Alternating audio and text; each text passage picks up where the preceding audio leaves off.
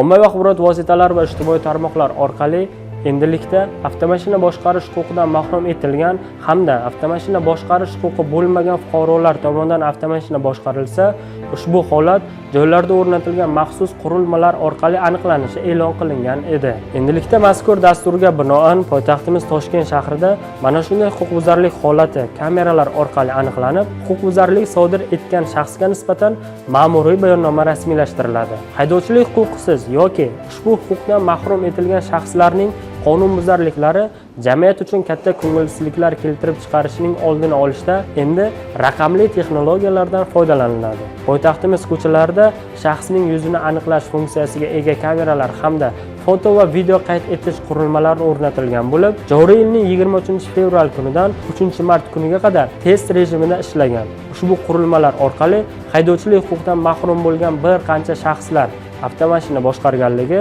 va bundan tashqari haydovchilarning harakat vaqtida uyali aloqa vositasidan foydalanganlik holatlari aniqlangan.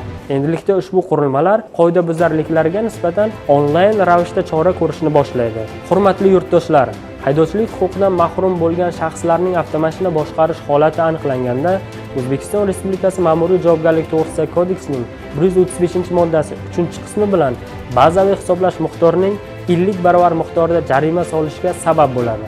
Agar haydovchilik huquqidan mahrum etilgan shaxs ma'muriy jazo qo'llanilgandan so'ng 1 yil ichida takroran ushbu huquqbuzarlikni sodir etsa, O'zbekiston Respublikasi Jinoyat kodeksining 262-moddasi bilan bazaviy hisoblash miqdorining 50 barobardan 100 barobargacha jarima yoxud 2 yildan 3 yilgacha ozodlikdan mahrum etish bilan jazolanadi. Hurmatli yurtdoshlar, yuqoridagi kabi foydali ma'lumotlarga ega bo'lishni istasangiz, bizning rasmiy sahifalarimizga obuna bo'ling.